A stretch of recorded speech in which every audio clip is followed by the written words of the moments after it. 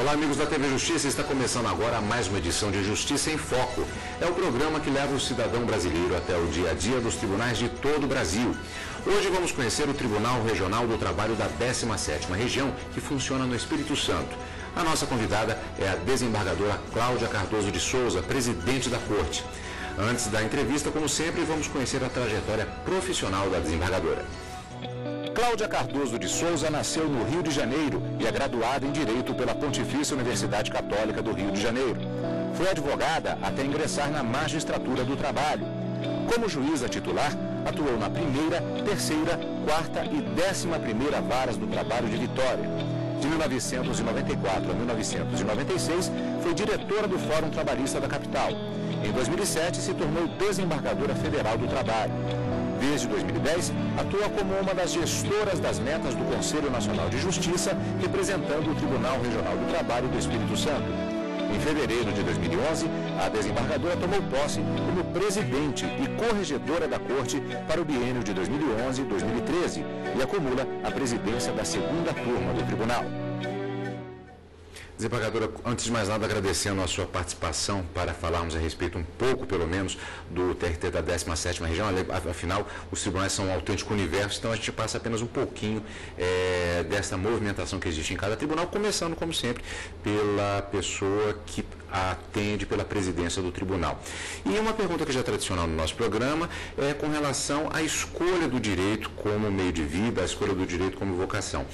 Nós sempre dizemos que temos situações interessantes de pessoas que eram de um ramo totalmente diferente, engenharia, matemática, acabaram entrando para o direito. Ou então, mais tradicional, o pai ou a mãe já trabalhavam com direito. No seu caso, nós temos uma curiosidade. A influência familiar foi sua em relação aos seus parentes. Ou seja, a sua mãe se formou, parece que foi 6 meses depois. Sim, exatamente. Como é que foi isso, desembargador? Inicialmente, eu fiz o curso de economia. No meio do curso, eu percebi que realmente a minha vocação não era aquela. Resolvi optar pelo direito 2 anos depois e 6 meses depois que eu estava na faculdade, minha mãe também resolveu fazer a faculdade de Direito e veio a se formar 6 meses depois de mim. Eu me formei em julho de 88, ela se formou em dezembro de 88. Houve uma influência paterna em relação a fazer economia inicialmente? Exatamente. Meu pai é economista e eu comecei fazendo economia, mas depois de 2 anos e meio eu larguei e fui fazer Direito. E a sua mãe, como já dissemos, acabou fazendo também. Exatamente. Isso já se estendeu também em relação, em um processo semelhante, em relação até a desembargadora tem 3 filhos, não é isso? Tenho 3 filhos e o meu filho mais velho também acabou seguindo a carreira também de Direito. Minha filha, ela fez nutrição, mas depois de formada ela resolveu seguir também o Direito e hoje ela está no meio da faculdade de Direito.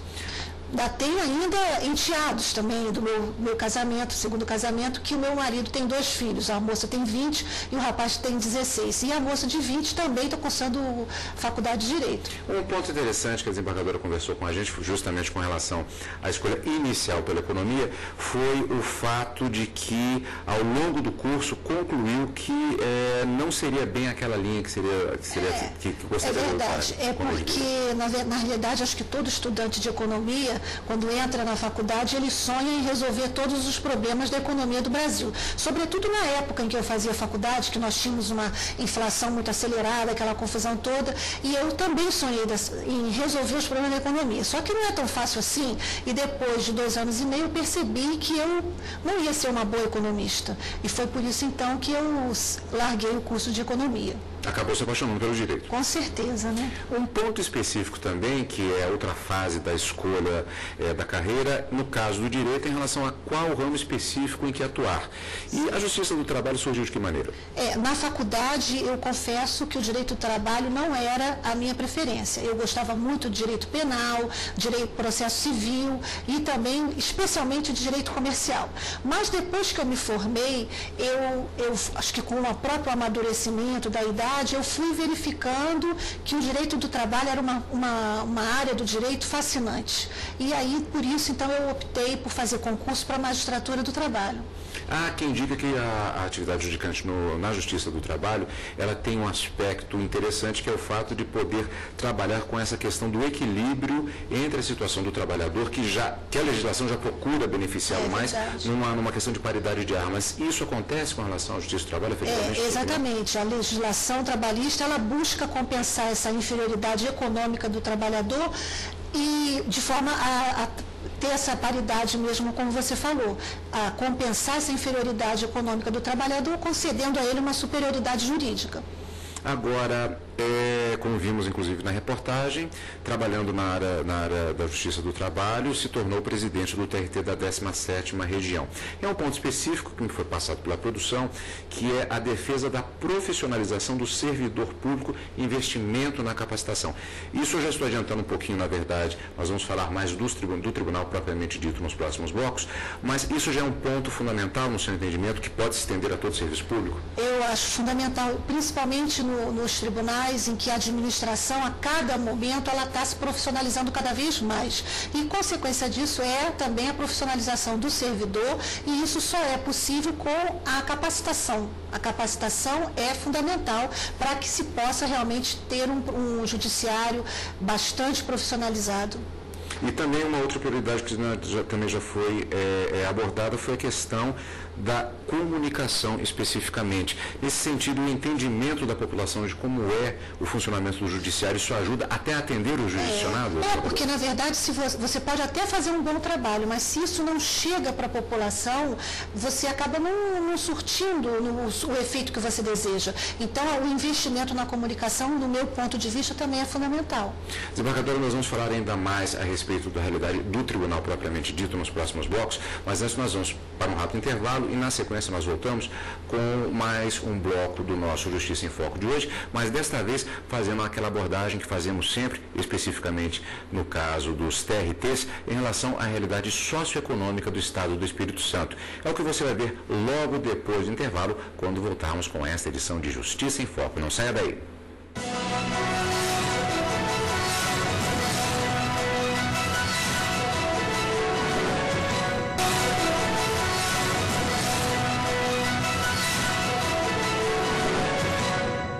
Estamos de volta com Justiça em Foco. No bloco anterior, a desembargadora Cláudia Cardoso de Souza, presidente do Tribunal Regional do Trabalho do Espírito Santo, falou sobre a carreira e já adiantou alguns tópicos específicos a respeito do funcionamento do tribunal. Agora, no segundo bloco, como sempre, vamos conhecer o perfil socioeconômico do Estado do Espírito Santo.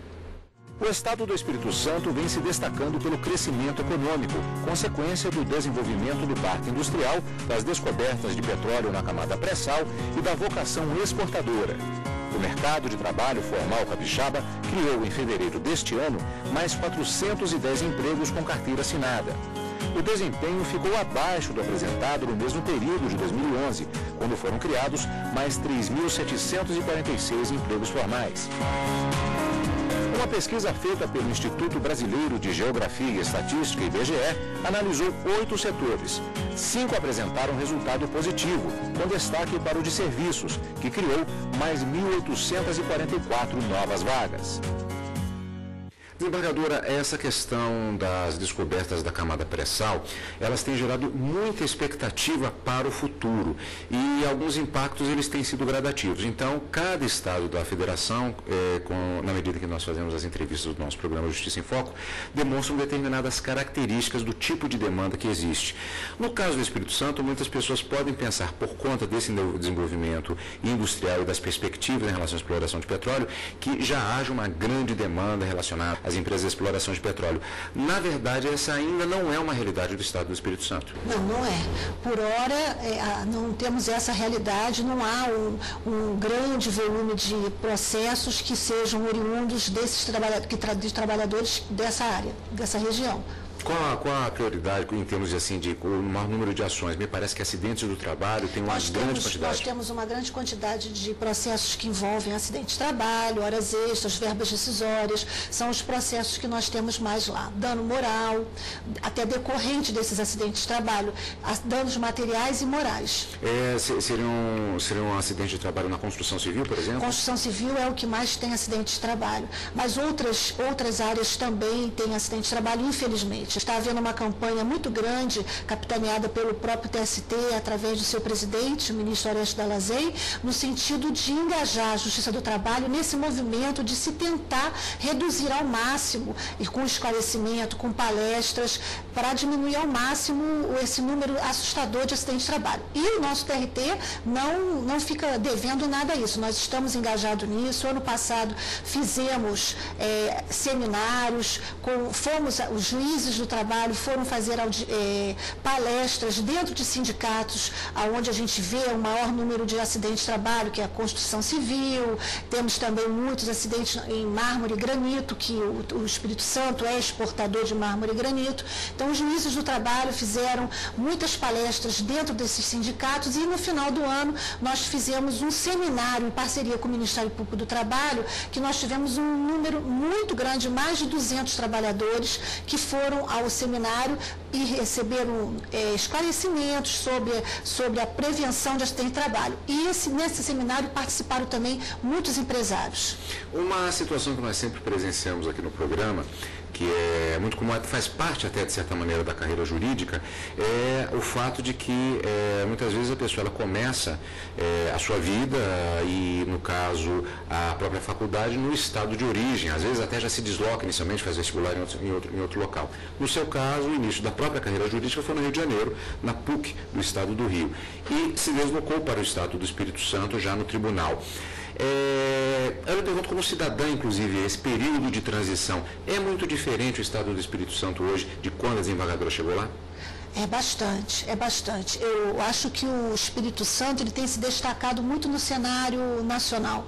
O crescimento do parque industrial dele, a questão mesmo como você colocou no início da entrevista sobre o petróleo, a descoberta de petróleo na camada do pré-sal. Então, isso tudo tem feito com que o Espírito Santo esteja cada vez mais despontando no cenário nacional. O próprio Brasil, na verdade, ele vive um momento de muita perspectiva para o futuro, inclusive em diversos campos. Se fala em Copa do Mundo, se fala em Olimpíadas e se fala no pré-sal. Isso gera uma expectativa também em relação ao crescimento econômico e, por consequência também, do aumento do número de demandas, no caso, particularmente na área trabalhista? Com certeza, nós estamos aguardando um aumento muito grande na demanda trabalhista, porque essa instalação dessas empresas, da Petrobras, tudo isso gera uma movimentação muito grande na economia, né? Nós já sentimos isso até mesmo no crescimento de empreendimentos, da construção de casas, escritórios, tudo isso vai crescendo e vai gerando, a economia vai cada vez se desenvolvendo mais por conta disso, né? Existe uma previsão de uma necessidade de aumento da estrutura já por conta dessa perspectiva de crescimento socioeconômico do Estado? Estrutura o que? Do tribunal. Do tribunal, exatamente. Nós apresentamos um projeto de lei, né, para a criação de mais 6 varas no Espírito Santo. Nós, hoje em dia, temos 14 varas na capital e 10 varas no interior do Estado. E a nossa intenção é criar mais 6 varas, 3 no município de Vila Velha e 3 no município da Serra, que são municípios próximos à Vitória, mas que têm uma quantidade de trabalhadores muito grande, da ordem de 350 mil, mais ou menos, em Vila Velha e 400 mil no município da Serra. Então, nós estamos achando que é hora de ter varas do trabalho nesses municípios, de forma a facilitar o acesso do trabalhador. Essa é uma preocupação nossa, de garantir aos trabalhadores uma prestação jurisdicional célere e mais acessível a eles. Nós chegamos a falar no primeiro bloco a respeito da preocupação da comunicação, no sentido, inclusive, de preparar o cidadão, preparar o jurisdicionado, o trabalhador que demanda, ou que pode ter a perspectiva de demandar perante a justiça. É possível se traçar um perfil do trabalhador do Espírito Santo? Há estados em que há situações mais complicadas, regiões distantes. Esse perfil industrializado do Espírito Santo faz com que aquele trabalhador que chega a demandar na justiça, ou até mesmo é demandado, ele tenha um perfil, uma compreensão melhor do andamento da justiça? Eu acho mais ou menos, né? O trabalhador, alguns têm uma compreensão melhor do funcionamento da Justiça do Trabalho, mas nós estamos tentando reverter essa situação, ou pelo menos melhorar essa situação. Nós temos no site, nós disponibilizamos facilmente o acesso para que eles possam ter aquelas perguntas mais frequentes para o esclarecimento. Procuramos colocar tudo que diz respeito ao funcionamento da Justiça do Trabalho no próprio site, de forma a facilitar esse acesso do trabalhador. Nós tínhamos falado a respeito de comunicação e eu já vou adiantando uma pergunta do próximo bloco, justamente, que é uma preocupação específica também com a informatização e o fornecimento de informação por meio do próprio site do TRT da 17ª Região. Isso é só um aspecto que nós vamos abordar daqui a pouco, porque nós vamos para mais um intervalo e no próximo bloco vamos saber mais sobre o Tribunal Regional do Trabalho da 17ª Região. A gente volta já já.